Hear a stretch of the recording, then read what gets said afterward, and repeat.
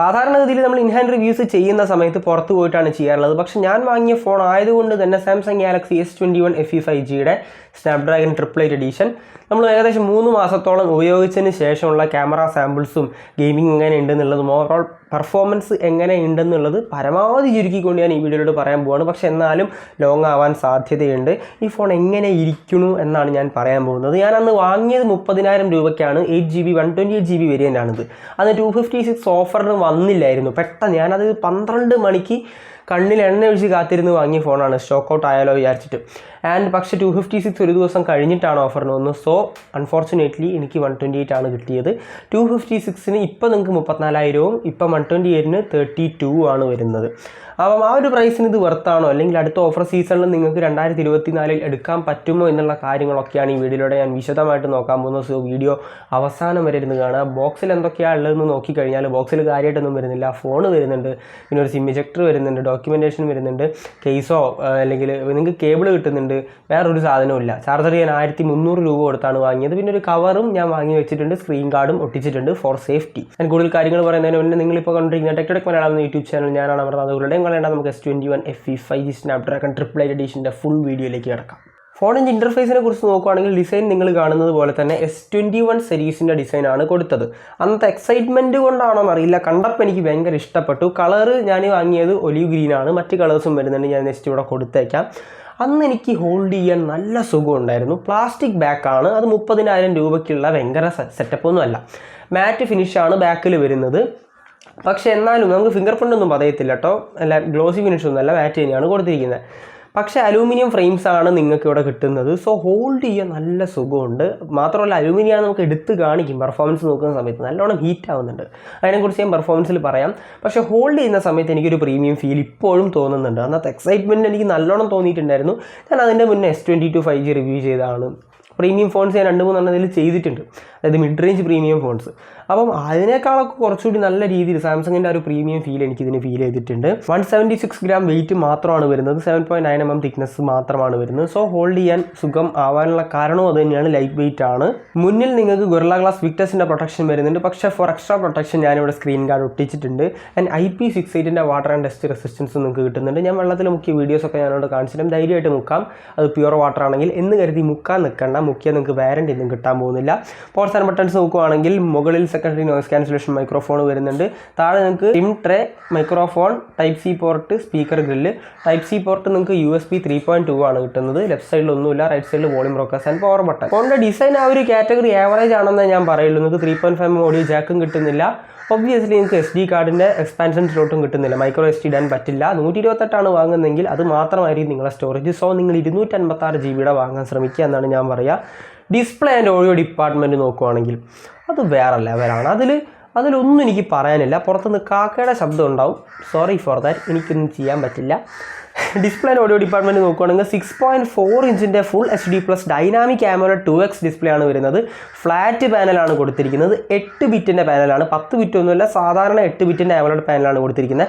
120 Hz refresh rate വരുന്നുണ്ട്, 240 Hz touch sampling rate വരുന്നുണ്ട്, 1200 nits peak brightness വരുന്നുണ്ട്, guerrilla glass വിക്ടസിൻ്റെ protection വരുന്നുണ്ട്, 89.6% screen to body ratio വരുന്നുണ്ട്. അതായത് അതിൻ്റെ ബെസൽസ് നിങ്ങൾ നോക്കിയാൽ ബെസൽസ് അത്യാവശ്യം കുഴപ്പമില്ലാത്ത ബെസൽസാണ്. നല്ല രീതിയിൽ സൈഡ്സൊക്കെ, അതായത് യൂണിഫോം ബെസൽസാണ് അവർ കൊടുത്തിരിക്കുന്നത്. സോ അതെനിക്ക് ഏതായാലും ഇഷ്ടപ്പെട്ടു. അതുകൊണ്ടാണ് ഏകദേശം 90% സ്ക്രീൻ ടു ബോഡി റേഷ്യോ വരുന്നത്. ബ്രൈറ്റ്നസിനെ കുറിച്ച് പറയുന്ന സമയത്ത് അത്യാവശ്യം നല്ല രീതിയിലുള്ള നമുക്ക് പീക്ക് ബ്രൈറ്റ്നസ് ആണ് 1200. നമുക്ക് സാധാരണ ഹൈ ബ്രൈറ്റ്നസ് മോഡിലും ഈ അകത്തൊക്കെ ഉപയോഗിക്കുമ്പോൾ അത്യാവശ്യം നല്ല രീതിയിൽ ബ്രൈറ്റ്നസ്സും കിട്ടുന്നുണ്ട്. HDR10+ നിങ്ങൾക്ക് കിട്ടുന്നുണ്ട്, അത് യൂട്യൂബിലും സപ്പോർട്ട് ചെയ്യുന്നുണ്ട്, നെറ്റ്ഫ്ലിക്സിലും സപ്പോർട്ട് ചെയ്യുന്നുണ്ട്. ആൻഡ് വൈഡ് വൈൻ L1 വരുന്നുണ്ട്, അപ്പോൾ 1080p സ്ട്രീമിങ്ങും പറ്റും. ഡ്യുവൽ സ്റ്റീരിയോ സ്പീക്കേഴ്സ് വരുന്നുണ്ട്, പക്ഷേ 3.5 mm ഓഡിയോ ജാക്ക് വരുന്നില്ല. ഡ്യുവൽ സ്റ്റീരിയോ സ്പീക്കേഴ്സിനെ കുറിച്ച് പറയുകയാണെങ്കിൽ ആ കാക്ക നല്ലോണം ശല്യപ്പെടുത്തുന്നുണ്ടെന്ന് എനിക്ക് അറിയാം. കാക്കേനപ്പോൾ ഒന്നും ചെയ്യാൻ വേറെ നിവൃത്തിയില്ല. ഡ്യുവൽ സ്റ്റീരിയോ സ്പീക്കേഴ്സിനെ കുറിച്ച് പറയുകയാണെങ്കിൽ നല്ല സ്പീക്കറാണ്, എനിക്കത് ഇഷ്ടപ്പെട്ടു. ഞാനിവിടെ ഞാൻ അല്ലാതെ തന്നെ ഒരു എടുത്ത സ്പീക്കർ ടെസ്റ്റ് ഇവിടെ കൊടുക്കാം.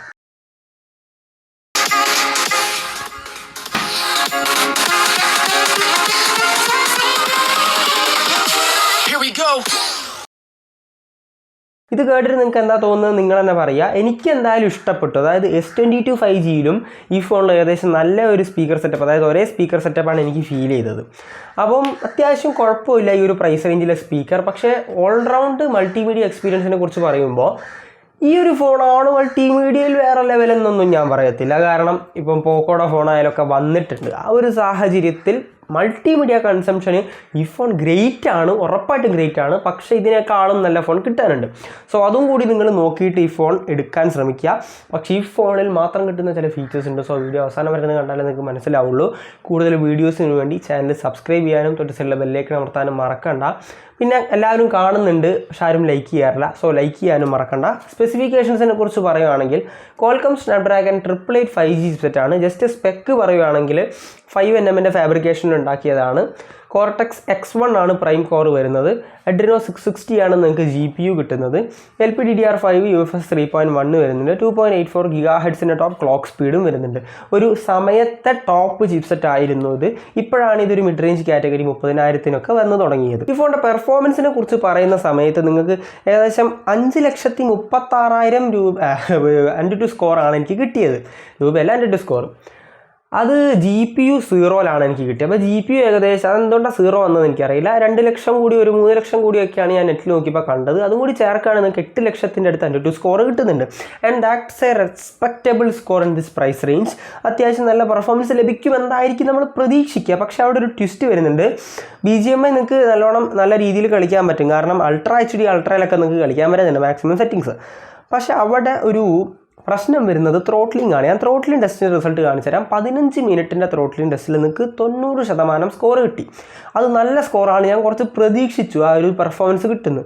അപ്പോൾ അതിന് ഫർദർ ഞാൻ നോക്കാൻ വേണ്ടിയിട്ട് 30 മിനിറ്റിൻ്റെ ത്രോട്ട്ലിംഗ് ടെസ്റ്റ് ഇട്ട സമയത്ത് ഈ ഒരു പർട്ടിക്കുലർ ഫോൺ പെർഫോം ചെയ്തത് 57% മാത്രമാണ്. 57% എന്ന് പറയുമ്പം that's not a gaming phone. Clearly ഞാൻ പറയാം, ഇതൊരു ഗെയിമിംഗ് ഫോൺ അല്ല. ഒരു സംശയമില്ല, ഗെയിമിങ്ങിന് വേണ്ടി നിങ്ങൾ ഈ ഫോൺ എടുക്കരുത്.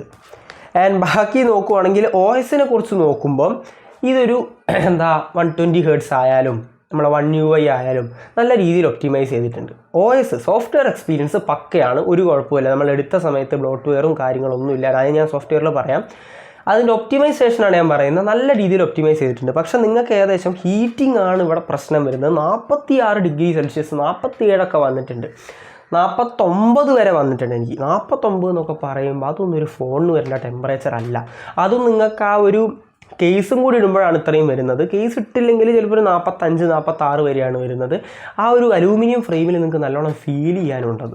സോ ഗെയിമിങ്ങിന് വേണ്ടി ആരും ഈ ഫോൺ എടുക്കരുത് എന്ന് മാത്രം പറഞ്ഞുകൊണ്ട് ബാറ്ററി സെക്ഷൻ നമ്മൾ നോക്കുവാണെങ്കിൽ 5000 mAh ബാറ്ററിയൊന്നും വരുന്നില്ല.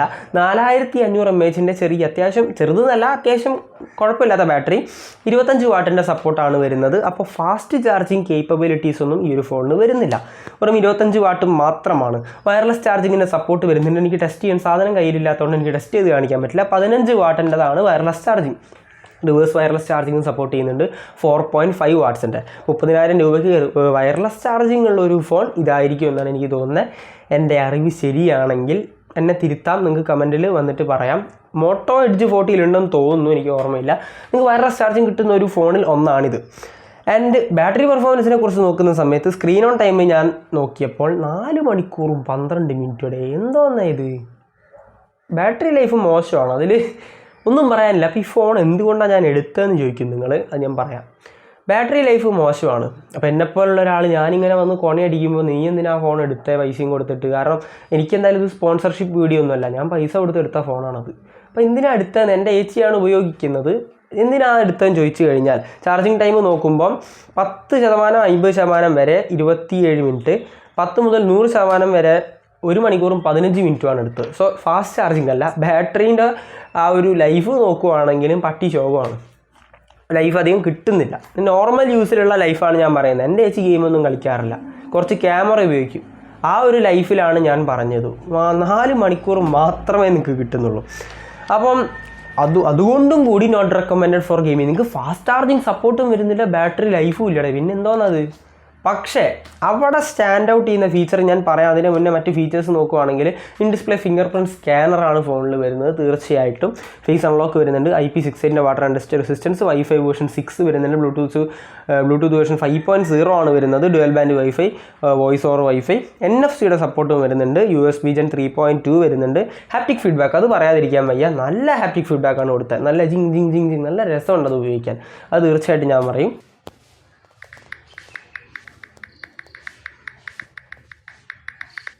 സോഫ്റ്റ്വെയറിനെ കുറിച്ച് പറയുകയാണെങ്കിൽ ആൻഡ്രോയിഡ് 13 ആണ്, One UI 5.1 ആണ് എനിക്ക് ഔട്ട് ഓഫ് ദ ബോക്സ് കിട്ടിയത്. One UI 6 അപ്ഡേറ്റ് വന്നിട്ടുണ്ട്, പേടിക്കേണ്ട. പക്ഷെ ഞാനിതുവരെ ചെയ്തിട്ടില്ല, കാരണം ഇപ്പോഴത്തെ അപ്ഡേറ്റുകളുടെയൊക്കെ അവസ്ഥ ഞാൻ പറയാതെ തന്നെ നിങ്ങൾക്ക് അറിയാവുന്നത് കൊണ്ട് ഞാൻ കൂടുതലൊന്നും പറയുന്നില്ല. ഞാൻ പതുക്കെ വെയിറ്റ് ചെയ്തിട്ട് One UI 6 ചെയ്തിട്ട് എന്നിട്ട് അതിൻ്റെ വിശേഷങ്ങളും കാര്യങ്ങളൊക്കെ ഇടുന്നതായിരിക്കും. ആൻഡ്രോയിഡ് 14 4+5 ഇയേഴ്സിൻ്റെ അപ്ഡേറ്റ് ആണ് പ്രോമിസ് ചെയ്തത്. സോ ഇതൊരു ഫ്യൂച്ചർ പ്രൂഫാണ് നിങ്ങൾക്ക് ഫോൺ. ഇപ്പോൾ 4+5 നിങ്ങൾക്ക് ഇപ്പോൾ എനിക്ക് കിട്ടിയതാകെ 1 മാത്രം, അപ്പോൾ ബാക്കി 3 ഇയേഴ്സ് കിടപ്പുണ്ട്. അതുകൊണ്ട് വലിയ കുഴപ്പമില്ല. നോക്സ് സെക്യൂരിറ്റി വരുന്നുണ്ട്, സെക്യൂർ ഫോൾഡർ വരുന്നുണ്ട്, സാംസങ് പേ വരുന്നുണ്ട്, അതിലൊന്നും ഒരു കുഴപ്പമില്ല. പിന്നെ സോഫ്റ്റ്വെയറിനെ കുറിച്ച് അത് ഇലാബറേറ്റ് ചെയ്തെന്ന് ഞാൻ പറയുന്നില്ല, നല്ല ഒപ്റ്റിമൈസ്ഡ് സോഫ്റ്റ്വെയർ ആയിരുന്നു. ആഡ്സിൻ്റെ പ്രശ്നങ്ങളോ ബ്ലോട്ട്വെയറിൻ്റെ പ്രശ്നങ്ങളോ ഒന്നും എനിക്ക് ഫേസ് ചെയ്യേണ്ടി വന്നിട്ടില്ല. ആ ഒരു രീതിയിൽ നല്ലൊരു എക്സ്പീരിയൻസ് ആണ് തരുന്നത്. സോഫ്റ്റ്വെയർ എക്സ്പീരിയൻസ് പക്കയാണ്, കുഴപ്പമൊന്നുമില്ല. ആൻഡ് ഈ ഫോൺ ഞാൻ എന്തുകൊണ്ട് എടുത്തു എന്ന് നിങ്ങൾ ചോദിക്കുകയാണെങ്കിൽ, ഇതൊരു ഗെയിമിംഗ് ഫോണല്ല, ഇതൊരു ക്യാമറ ഫോണാണ്. തീർച്ചയായിട്ടും ഇതൊരു ക്യാമറ ഫോണാണ്. 12 മെഗാ പിക്സലിൻ്റെ ഒരു നോർമൽ പ്രൈമറി ക്യാമറയും 12 മെഗാ പിക്സലിൻ്റെ അൾട്രാ വൈഡും 12 മെഗാ പിക്സലിൻ്റെ ടെലിഫോട്ടോയും 12 മെഗാ പിക്സലിൻ്റെ ട്രിപ്പിൾ ക്യാമറ സെറ്റപ്പാണ് നിങ്ങൾക്ക് കിട്ടുന്നത്. 32 മെഗാ പിക്സലിൻ്റെ സെൽഫി ക്യാമറയാണ് കിട്ടുന്നത്. ആൻഡ് ക്യാമറ സാമ്പിൾസ് നോക്കുന്ന സമയത്ത് പ്രൈമറി ക്യാമറ നല്ല രീതിയിൽ പെർഫോം ചെയ്യുന്നുണ്ട്. ഞാൻ ഇവിടെ സാമ്പിൾസ് ചിലത് കൊടുത്തേക്കാം. പ്രൈമറി ക്യാമറ നല്ല രീതിയിൽ പെർഫോം ചെയ്യുന്നുണ്ട്, അതിലൊരു സംശയവുമില്ല. HDR നോക്കുന്ന സമയത്ത് നല്ല രീതിയിൽ, അത്യാവശ്യം നല്ല രീതിയിൽ തന്നെ ചെയ്യുന്നുണ്ട്. ഈ ഒരു 30,000 രൂപ പ്രൈസ് റേഞ്ചിൽ നമ്മൾ നോക്കുമ്പം HDR അത്യാവശ്യം നല്ല രീതിയിൽ ഷാഡോസും ഹൈലൈറ്റ്സും ഒക്കെ നല്ല രീതിയിൽ ഹാൻഡിൽ ചെയ്യുന്നുണ്ട്. പ്രൈമറിയും അൾട്രാവൈഡ് നമ്മൾ തിരിച്ചറിയാം, അതായത് തമ്മിൽ നോക്കുകയാണെങ്കിൽ കമ്പയർ ചെയ്യുമ്പോൾ സൈഡ് കുറച്ച് വാഷ് ഔട്ട് ചെയ്യുന്നുണ്ട് അൾട്രാവൈഡിൽ. അതായത് പ്രൈമറിയുടെ ആ ഒരു പെർഫോമൻസ് അൾട്രാവൈഡിന് എത്തുന്നില്ല. എനിവേ രണ്ടും ഒരേ മെഗാ പിക്സലാണ് ഉപയോഗിക്കുന്നത്, എന്തുകൊണ്ടത് എത്തിയില്ല എന്ന് എനിക്കറിയില്ല. പക്ഷേ സൈഡ് കുറച്ച് വാഷ് ചെയ്യുന്നുണ്ടെന്ന് ശ്രദ്ധിച്ച് നോക്കിയാൽ മനസ്സിലാവും. പക്ഷേ പോർട്രേറ്റ് ആണ് മോനെ കണ്ണളി വീണ്. എനിക്ക് ഫസ്റ്റ്ലി ആണോ കാണുന്നതുകൊണ്ടാണോ അറിയില്ല, പക്ഷേ 30,000 രൂപയ്ക്ക് ഞാൻ വിവോ V27 ടെസ്റ്റ് ചെയ്തിട്ടുണ്ടായിരുന്നു. ആ ഫോണായിട്ട് കിടപിടിക്കുന്ന രീതിയിലുള്ള ഒരു സെറ്റപ്പാണ് ഇതിൽ വരുന്നത്. പോർട്രേറ്റ് നല്ല രസമുണ്ട് കാണാൻ. 1x ആയാലും 3x ആയാലും 3x പോർട്രേറ്റ് ആണ് നിങ്ങൾക്ക് ഇതിൽ കിട്ടുന്നത്. അതായത് ടെലിഫോട്ടോ ലെൻസ് ഉപയോഗിച്ചാണ് നിങ്ങൾക്ക് പോർട്രേറ്റ് എടുക്കാൻ പറ്റുന്നത്. അതിലൊരു പ്രത്യേകിച്ച് കളർ മാറുന്ന ഒരു ഫീച്ചറുണ്ട്. അതായത് ബാക്ക്ഗ്രൗണ്ടിൽ എന്താ ബ്ലാക്കൊക്കെ ആക്കിയുള്ള ഒരു സംഭവം, അതെനിക്ക് ഭയങ്കര ഇഷ്ടപ്പെട്ടു, നല്ല ഇഷ്ടപ്പെട്ട്. പോർട്രേറ്റ് അടിപൊളിയാണ്, കളർ ഫിൽറ്ററും കാര്യങ്ങളൊക്കെ. ഇനി സെൽഫിനെ കുറിച്ച് നോക്കുകയാണെങ്കിൽ HDR അത്ര പോരാ, പക്ഷേ അല്ലാത്ത പക്ഷം HDR അല്ല, നമ്മൾ നല്ല പ്രോപ്പർ ലൈറ്റിങ്ങിലാണ് എടുക്കുന്നതെങ്കിൽ നല്ല രസമുണ്ട് കാണാൻ. ലോ ലൈറ്റ് നോക്കുകയാണെങ്കിൽ കുഴപ്പമില്ല എന്നേ ഞാൻ പറയുന്നുള്ളൂ. അതും പ്യുവർ നൈറ്റ് ആണെങ്കിൽ പക്ക ശോകമാണ്. പക്ഷേ ലോ ലൈറ്റിലാകുമ്പോൾ വലിയ കുഴപ്പമില്ല എന്ന് എനിക്ക് പറയാൻ പറ്റുള്ളൂ. പക്ഷേ ആവറേജിനേക്കാളും മുകളിലാണ്, അത്യാവശ്യം കുഴപ്പമില്ല. ലോ ലൈറ്റ് സെൽഫി നോക്കുകയാണെങ്കിലും സെയിം ആണ്, വലിയ കുഴപ്പമില്ല എന്നേ ഞാൻ പറയുള്ളൂ.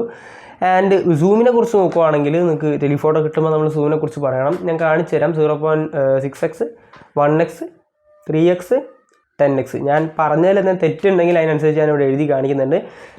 30x വരെ നമ്മളിവിടെ സൂം ചെയ്ത് കാണിക്കുന്നതായിരിക്കും. സോ 30x വരെ നോക്കുവാണെങ്കിൽ യൂസബിൾ ആണ്, അത്യാവശ്യം നല്ല രീതിയിലുള്ള സൂമിംഗ് ആണ് കൊടുത്തത്. അതിൽ 3x നിങ്ങൾക്ക് ഒപ്റ്റിക്കലാണ് കിട്ടുന്നത്, അതായത് ക്ലാരിറ്റി നഷ്ടപ്പെടാത്ത സൂമാണ് നിങ്ങൾക്ക് ടെലിഫോട്ടോ ലെൻസിൽ കിട്ടുന്നത്. സോ അതൊരു നല്ല കാര്യം കൂടിയാണ്.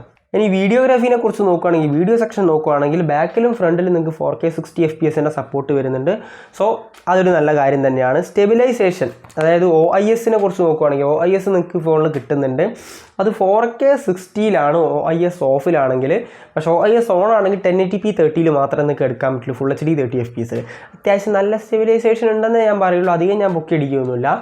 ആൻഡ് പ്രൈമറി ക്യാമറയിൽ 4K 60 FPS എടുക്കുന്ന വീഡിയോസ് നല്ല രസമുണ്ട് കാണാൻ. ജസ്റ്റ് ഞാൻ സാമ്പിൾ ഒന്ന് കൊടുത്തിട്ട് ഞാനിവിടെ എൻ്റെ വീഡിയോ കൊടുക്കാം. നിങ്ങൾ കാണുന്നത് S21 FEയുടെ 4K 60 റെസൊല്യൂഷനിൽ ഞാൻ പറയുന്ന വോയിസ് ആണ്, അതിൻ്റെ നേറ്റീവ് മൈക്കിലുള്ള വോയിസ് ആണ് നിങ്ങൾക്ക് കേൾക്കുന്നത്. സോ അതിൻ്റെ ക്ലാരിറ്റി നിങ്ങൾ അറിയാം. ആൻഡ് രാവിലെ നല്ല ലൈറ്റിംഗ് കണ്ടീഷനിൽ സൂര്യപ്രകാശത്തിൻ്റെ അടിയിലാണ് ഞാനിപ്പോൾ വീഡിയോ എടുക്കുന്നത്.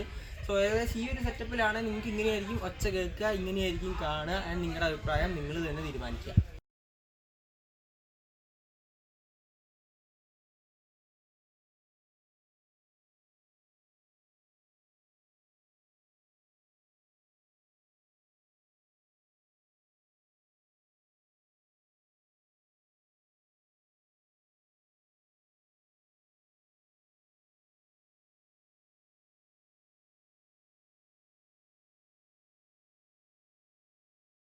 വീഡിയോസ് നൈറ്റിൽ നോക്കുന്ന സമയത്ത് വിത്ത് ലൈറ്റ്സ് ആണെങ്കിൽ വലിയ കുഴപ്പമില്ല, പക്ഷെ വിത്തൗട്ട് ലൈറ്റ്സ് ആണെങ്കിൽ പരട്ട ശകമാണ്. അത് ഒന്നും പറയാനില്ല. പിന്നെ അത് അത്ര ടോപ്പ് 30,000 രൂപയ്ക്ക് നിങ്ങൾക്ക് എത്രയാണോ മാക്സിമം ക്യാമറ അതേ കിട്ടുള്ളൂ. വിത്ത് ലൈറ്റ്സ് നിങ്ങൾക്ക് നൈറ്റ് വലിയ കുഴപ്പമില്ലാതെ കിട്ടുന്നുണ്ട്. ഇനി സെൽഫി നോക്കുവാണെങ്കിൽ സെൽഫിയിൽ അത്യാവശ്യം നല്ല ക്യാമറ തന്നെയാണ് നിങ്ങൾക്ക് കിട്ടുന്നത്. Samsung Galaxy S21 FE indoor lighting condition. അതേപടി ഞാൻ വെയിലത്തേക്ക് പുറത്തേക്ക് ഇറങ്ങുന്ന സമയത്ത് ഏകദേശം ഈ ഒരു ലെവലിലാണ്. അത്യാവശ്യം ലൈറ്റിംഗ് ഉണ്ടെങ്കിൽ നല്ല രീതിയിൽ ഹാൻഡിൽ ചെയ്യുന്നുണ്ട്. ലൈറ്റിംഗ് കുറവാണെങ്കിൽ ഗ്രെയിൻസ് വരുന്നുണ്ട്. ആൻഡ് മൈക്രോഫോൺ ഇങ്ങനെയായിരിക്കും കിട്ടുക. സ്റ്റെബിലൈസേഷൻ പ്രത്യേകമായിട്ടൊന്നും വരുന്നില്ല, പക്ഷെ അത്യാവശ്യം നല്ല രീതിയിൽ ചെയ്യുന്നുണ്ട്. 4K 60 FPS ആണ് മാക്സിമം വീഡിയോ റെസൊല്യൂഷൻ. ആൻഡ് അത് നല്ല സ്മൂത്തുമാണ്, നല്ല സുഖമുണ്ട് കാണാൻ. HDR ഒക്കെ ഈ രീതിയിലാണ് ഹാൻഡിൽ ചെയ്യുന്നത്. വലിയ കുഴപ്പമില്ലാത്ത വീഡിയോസാണ് കിട്ടുന്നത്. അത്യാവശ്യം ഒപ്റ്റിമൈസ്ഡ് ആയിട്ടുള്ള വീഡിയോസ് തന്നെയാണ്. ആൻഡ് നിങ്ങൾ വ്ളോഗിംഗ് ഒക്കെ ചെയ്യുകയാണെങ്കിൽ ഈ ഒരു രീതിയിലായിരിക്കും ഔട്ട്പുട്ട് കിട്ടുക. ഇനി സെൽഫി നൈറ്റ് വീഡിയോ നോക്കുവാണെങ്കിൽ കുഴപ്പമില്ലാതെ പറയുള്ളൂ, വലിയ ടോപ്പ് സംഭവമൊന്നുമല്ല. പിന്നെ അല്ലാണ്ട് ലോ ലൈറ്റ് പോകുന്ന സമയത്ത് പരട്ട ഷോക്കാണ്. പക്ഷേ കുറച്ച് ബ്രൈറ്റർ സൈഡ് ഉണ്ട്, കുറച്ച് ഡാർക്കർ സൈഡ് ഉണ്ടെങ്കിൽ കൂടിയും ക്യാമറ സെറ്റപ്പ് ഇനി ബാക്കി അതർ ഫീച്ചേഴ്സ് നോക്കുവാണെങ്കിൽ സ്ലോമോ നല്ല രീതിയിൽ വർക്ക് ചെയ്യുന്നുണ്ട്. സ്ലോമോൻ്റെ ജസ്റ്റ് ഞാനിവിടെ കൊടുത്തേക്കാൻ എനിക്ക് ഇഷ്ടപ്പെട്ടു. അൾട്രാ സ്ലോമോ ഒക്കെ വരുന്നുണ്ട്. അൾട്രാ സ്ലോമോ നല്ല രീതിയിൽ കളിക്കുന്നുണ്ട്. പിന്നെ ഡ്യുവൽ വ്യൂ വീഡിയോൻ്റെ ഫീച്ചറും കാര്യങ്ങളൊക്കെ വരുന്നുണ്ട്. ഏതെങ്കിലും ഞാൻ പറയാൻ വിട്ടുപോയിട്ടുണ്ടെങ്കിൽ അത് ഞാനിവിടെ കൊടുത്തേക്കുന്നുണ്ട്. So overall camera setup is really good. അതിലൊരു കുഴപ്പവും ഞാൻ പറയില്ല. ക്യാമറയിൽ കുഴപ്പങ്ങളുണ്ട് ലോ ലൈറ്റിലേക്കൊക്കെ വരുന്ന സമയത്ത്, പക്ഷെ നിങ്ങൾക്ക് ലൈറ്റിംഗ് കണ്ടീഷൻ അടിപൊളിയാണെങ്കിൽ, പ്രത്യേകിച്ച് സെൽഫിയിലാണെങ്കിലും ബാക്കിലാണെങ്കിലും നിങ്ങൾക്ക് ലൈറ്റിംഗ് കണ്ടീഷൻ നല്ലതാണെങ്കിൽ ക്യാമറ നല്ലതാണ്. അതിൽ നമുക്ക് എന്താ ക്യാമറ ഫോണാണ് എന്ന് പറയാൻ പറ്റുന്ന രീതിയിൽ, അതായത് എൻ്റെ AC പറഞ്ഞത് ക്യാമറ ഉള്ള ഫോൺ വേണം, 30,000 രൂപ EMIക്കാണ് എടുത്തത്. അപ്പോൾ എങ്ങനെ ഒന്ന് കിട്ടുകയെന്ന് ചോദിച്ച സമയത്താണ് ഞാൻ ഈ ഫോൺ എടുത്തു കൊടുത്തത്. കാരണം എനിക്ക് ഗെയിമിങ് വിഷയമല്ല. അപ്പം ഗെയിമിംഗ് ഫോണായിട്ട് ഇതൊന്നും കാണണ്ട. അത്യാവശ്യം നല്ല മൾട്ടിമീഡിയ എക്സ്പീരിയൻസ് കൂടെ 30,000 രൂപയ്ക്ക് നിങ്ങൾക്ക് കിട്ടാവുന്നതിൽ നല്ലൊരു ക്യാമറയും കിട്ടും എന്നേ ഞാൻ പറയുള്ളൂ. സോ നിങ്ങൾ ക്യാമറ നോക്കുന്നെങ്കിൽ നിങ്ങൾ ഈ ഫോൺ എടുക്കുക. OSൻ്റെ ഈ സോഫ്റ്റ്വെയർ എക്സ്പീരിയൻസ് ആണ് നോക്കുന്നെങ്കിൽ നിങ്ങൾക്ക് ഈ ഫോൺ എടുക്കാം. ആൻഡ് 256 വേരിയൻ്റ് എടുക്കാൻ ശ്രമിക്കുക. നിങ്ങൾക്ക് മൾട്ടിമീഡിയ എക്സ്പീരിയൻസ് ആണ് വേണ്ടതെങ്കിൽ വലിയ കുഴപ്പമില്ല എന്ന് ഞാൻ പറയും. ഓവറോൾ ഒരു നല്ല ഫോണാണെന്ന് ഞാൻ പറയുള്ളൂ. സ്പെസിഫിക്കലി ഗെയിമിങ്ങിനൊന്നും ഞാൻ ഒരിക്കലും റെക്കമെൻഡ് ചെയ്യില്ല. ഓഫർ സീസണിൽ എടുക്കാൻ നോക്കുക. സോ ഒരു 30,000 രൂപ റേഞ്ചിൽ നിങ്ങൾക്ക് കിട്ടാൻ സാധ്യതയുണ്ട്. സാധ്യത എന്നല്ല, ഞാൻ 30,000-നാണ് എടുത്തത്. സോ അത്ര മാത്രം പറഞ്ഞുകൊണ്ട് കൂടുതൽ വീഡിയോസിന് വേണ്ടി ചാനൽ സബ്സ്ക്രൈബ് ചെയ്യുക. ഒരു ബെല്ലേക്ക് അടുത്ത വീഡിയോ ഇഷ്ടപ്പെട്ടാൽ ലൈക്ക് ചെയ്യുക, ഷെയർ ചെയ്യുക, കമൻറ്റ് ചെയ്യുക. ഇൻസ്റ്റാഗ്രാം ഒക്കെ ഒന്ന് ഫോളോ ചെയ്യാൻ മറക്കണ്ട. സോ ഇനിയും ഇങ്ങനത്തെ വീഡിയോസ് ഞാൻ പരമാവധി ചെയ്യാൻ ശ്രമിക്കുന്നതായിരിക്കും. സോ വീഡിയോ അവസാനം വരെ കണ്ടതിന് നന്ദി. Thanks for watching. നമുക്ക് അടുത്തൊരു നല്ല വീഡിയോയിൽ കാണുന്നതായിരിക്കും. Stay safe. ബൈ.